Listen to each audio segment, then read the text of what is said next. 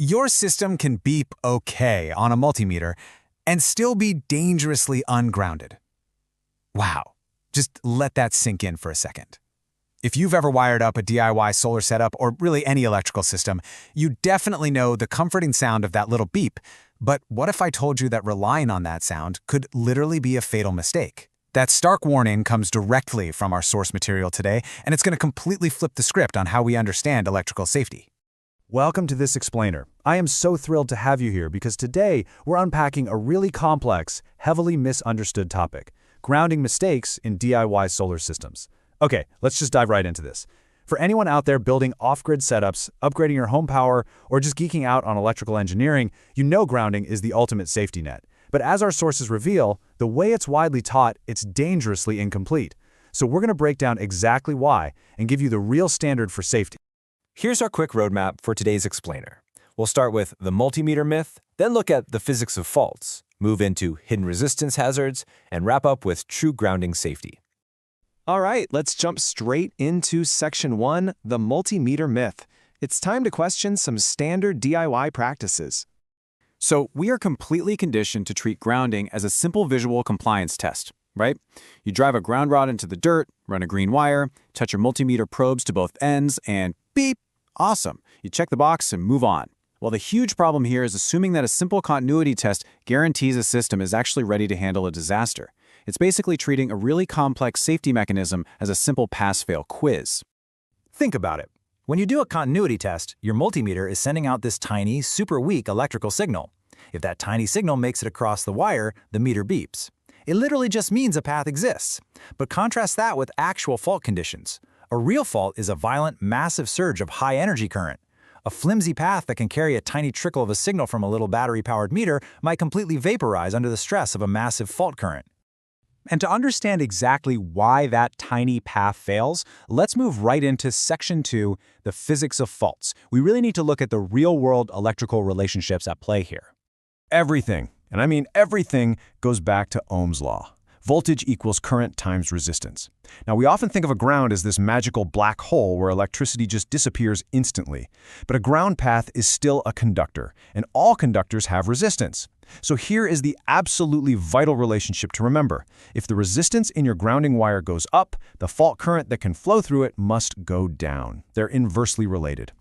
So the crucial piece of the puzzle is how this dynamic interacts with your safety gear, like your breakers. In a perfect ground scenario, resistance is super low. That means if a fault happens, a really high amount of fault current surges through the wire immediately. And that massive surge is exactly what your protective breaker needs to see in order to trip fast and cut the power. But what if you have a hidden flaw? Suddenly there's high resistance choking the line, and the fault current drops way down. It might still be enough to start a fire or give you a lethal shock, but it's too low to actually trigger the breaker. Your protective device fails to trip, leaving the whole system highly, highly dangerous. This means we need a totally new mental model. Grounding is not about achieving zero resistance, which is practically impossible anyway. It's about providing a low-impedance path for fault current return. Think of it this way. Your multimeter beep proves you have a dirt path connecting point A to point B. And sure, a bicycle can get down a dirt path just fine. But a massive fault current? That's like a fleet of heavy semi-trucks trying to escape all at once. They need a multi-lane, paved highway, or there's going to be a devastating pileup. Your grounding absolutely must be that highway. So, what exactly creates those roadblocks on our highway? Let's transition over to Section 3, hidden resistance hazards. What does bad grounding actually look like when we put the multimeter away? Our sources outline a pretty terrifying checklist of hidden enemies.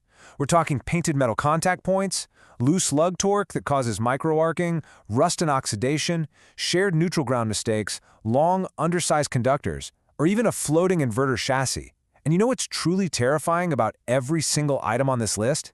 They can all easily pass a simple beep test. A loose wire barely touching a terminal? It'll beep. A lug bolted down over a thin layer of paint? Might still beep, but under a heavy load, they will fail catastrophically. To reiterate, a loose lug or a painted surface acts like a massive bottleneck. When that fault current spikes, that tiny point of contact creates intense resistance. And what does resistance create? Heat. That heat causes the connection to degrade even further, or worse, start a massive fire. It chokes the current just enough that your breakers stay perfectly happy and closed, all while your wiring literally melts down. And then there's this very specific hazard, the unbonded inverter chassis. If your inverter chassis isn't properly bonded to the earth, you are dealing with a severe, completely invisible danger. Let's say a component inside the inverter fails and energizes the outer metal casing. Because there's no low-impedance path back to the source, the breaker just doesn't trip. Everything looks totally normal. The system might even pass a continuity test somewhere else. But deadly fault energy remains trapped on the exposed metal, literally just waiting for someone to accidentally touch it. Okay, so how do we fix this? Let's pivot to the solution in Section 4, True Grounding Safety. We're throwing out the old standard and bringing in the new. Here's the actionable, real-world new standard for DIY solar builders. Step 1. Ensure tight mechanical bonding. Actually torque things to spec. Step 2. Clean all metal contact points. Scrape off the paint, sand off the rust, use dielectric grease if you have to. You want metal on bare metal. Step 3.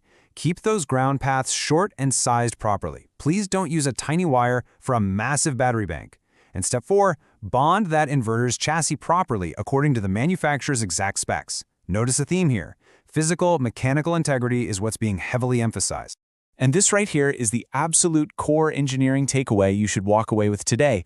Low impedance plus secure mechanical bonding is vastly greater and infinitely safer than a simple continuity indication. The beep, it's just the first filter. It just tells you a path exists. But the physical elbow grease you put into scraping paint and torquing bolts is what actually ensures the path can handle the intense stress of a real fault. I want to reinforce this analogy one last time because it really needs to permanently shift how we view these systems. Grounding is a fault current highway, not just a wire. When you build your solar system, you aren't just running wires. You are civil engineering an emergency escape route from massive amounts of energy. Build it wide, build it secure, and make absolutely sure there are no roadblocks. Which brings us to our final thought. After learning how fault currents actually behave and seeing firsthand how deceiving a simple multimeter can be, I really have to ask you to look critically at your own installations. Does your solar system just beep, or is it actually safe? Have you checked the physical integrity of every single ground point, or are you still relying on the myth? I highly encourage you to go double-check your connections with this new paradigm in mind. Because when it comes to electricity, we don't want to just pass a basic test. We want to ensure true life-saving safety. Thanks so much for exploring this explainer with me today, and keep building smart.